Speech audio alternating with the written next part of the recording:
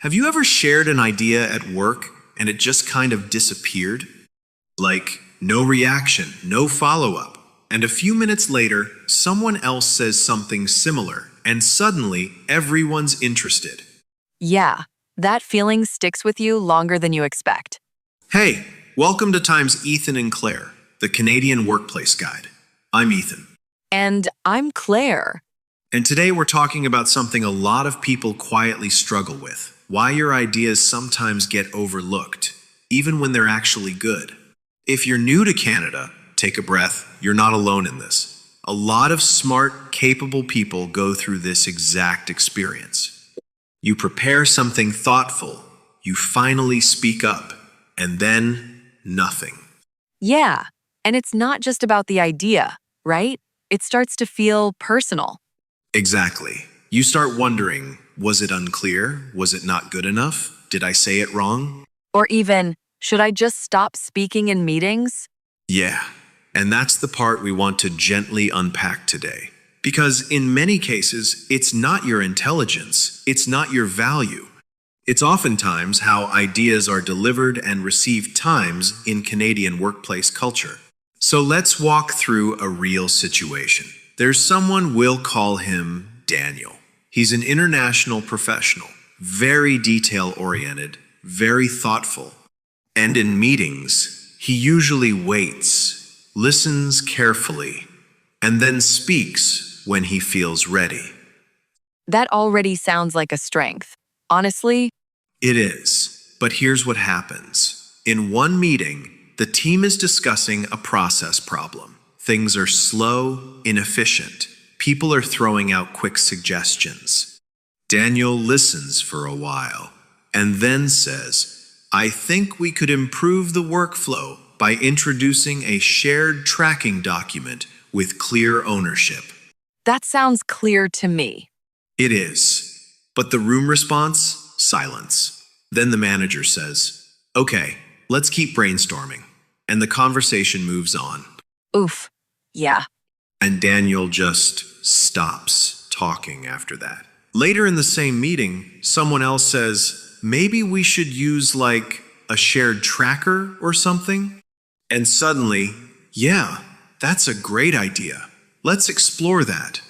Haha. Yeah, I've seen that happen more than once. Daniel notices it too, but instead of feeling validated, he feels smaller, like his version didn't land, but a simpler version did. Yeah, that can really affect how you see yourself. Exactly. After a few meetings like that, he starts holding back. He thinks more before speaking, waits longer, and eventually he speaks less. Which probably makes the problem worse over time. It does, because now it's not just about one moment. It becomes a pattern. So let's slow down and look at times this happens, because it's not random. Yeah, I'm curious about that part. One thing that might help to understand is in Canadian workplaces, ideas are often evaluated not just on Time's content, but on Time's timing, tone, and accessibility. What do you mean by accessibility? I mean, how easy is it for others to quickly understand and connect to your idea? Daniel's idea was solid, but slightly structured, slightly formal. Meanwhile, the second person's version was short, casual, easy to grab onto. So it's not about being better. It's about being easier to engage with. Exactly. Another piece is Time's entry timing. Daniel waited for a good moment. But in fast-moving discussions, sometimes the first few voices shape the direction. So if you come in later, people are already mentally somewhere else. Right. And there's also something subtle. Canadian meetings often reward times, collaborative energy times, overtimes, complete ideas. Can you explain that a bit more? Yeah.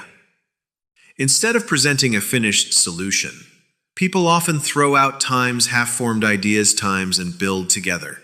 So when Daniel presented a polished thought, it may have felt a bit final.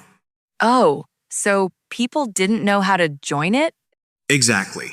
It didn't invite interaction. It sounded like a conclusion, not a starting point. That makes a lot of sense. I think a lot of people assume they need to sound complete to be taken seriously. Yeah, and ironically, that can make the idea feel less approachable. There's also a psychological layer. When people hear an idea that sounds slightly formal or structured, they may unconsciously feel distance. But when something sounds casual, they feel safe to jump in. So tone creates comfort. Exactly. And comfort often drives engagement more than precision. So, what can you do instead? Let's walk through some small, practical shifts, not dramatic changes, just adjustments. Yeah, I like that approach. First one, instead of presenting a full idea, try opening it up. For example, instead of, I think we should implement a shared tracking system with defined ownership, you could say, maybe we could try something like a shared tracker just to see who owns what. That feels softer. Yeah, and more importantly, it invites others in. Second, use times, entry phrases, times that signal collaboration. Things like, I might be off here, but just building on that. One thought that came to mind. So you're not positioning it as the answer. Exactly. You're positioning it as part of the conversation. Third, speak earlier than you feel ready. Not rushed, but slightly earlier. Even a small comment like, yeah, I've noticed that too, helps establish your presence. Oh, so you're kind of warming up your voice in the room. That's a great way to put it. Fourth, break your idea into smaller pieces. Instead of one complete explanation, try. First comment, maybe a shared system could help. Then later, we could assign ownership in that system. So people can follow along step by step. Exactly. Fifth, mirror the tone of the room. If others are casual, it's okay to be a bit more relaxed. You don't have to sound overly formal to sound smart. Haha, yeah, that one takes time to get used to. It does. Sixth, if your idea gets overlooked, gently bring it back. You could say, hey, just to connect back to what I mentioned earlier about the tracker. That feels confident but still polite. That's the balance. Let's try a quick micro practice.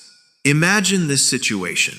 Your team is discussing missed deadlines. Instead of saying, we need a structured accountability framework, you could say, maybe we could try something simple, like tracking deadlines in one place.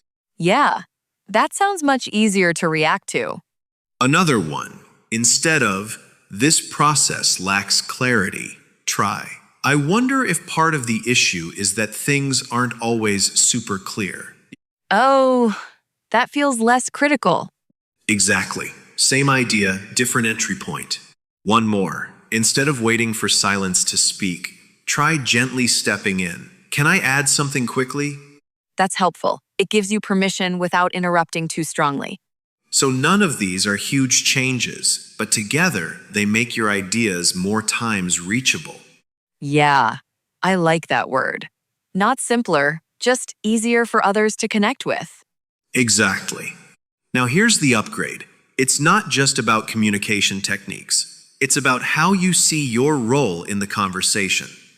Instead of thinking, I need to present a good idea, try shifting to, I'm here to times, build ideas with others.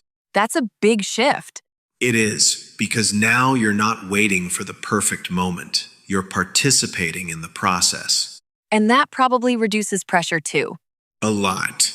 Let's be honest for a moment. Getting overlooked, it hurts, even if no one intended it. Even if it's just a small moment. Yeah, it lingers. You start replaying it, wondering what went wrong, questioning your confidence. Oof, that one stays with you. It does. But one overlooked idea doesn't define your voice. And it doesn't mean people don't value you. Sometimes, it just means the time's delivery didn't match the room. That's a much kinder way to look at it. One cultural tip that might help. In Canadian workplaces, collaboration often sounds like, Partial ideas times open-ended thoughts times shared building. It's less about presenting and more about co-creating. So, being slightly unfinished is actually okay. More than okay, it's often preferred because it creates space for others. That's a really helpful reframe. So here's something to reflect on.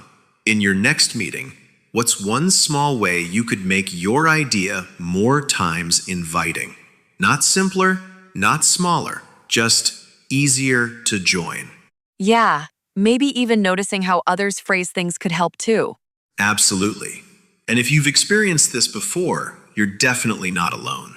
And it doesn't mean you should stop speaking. Not at all. It just means adjusting how you enter the conversation. Thanks for spending this time with us. Yeah, we're really glad you're here. Keep sharing your ideas. They matter more than you think. Just sometimes they need a slightly different doorway. And once you find that, things start to shift. We'll see you next time.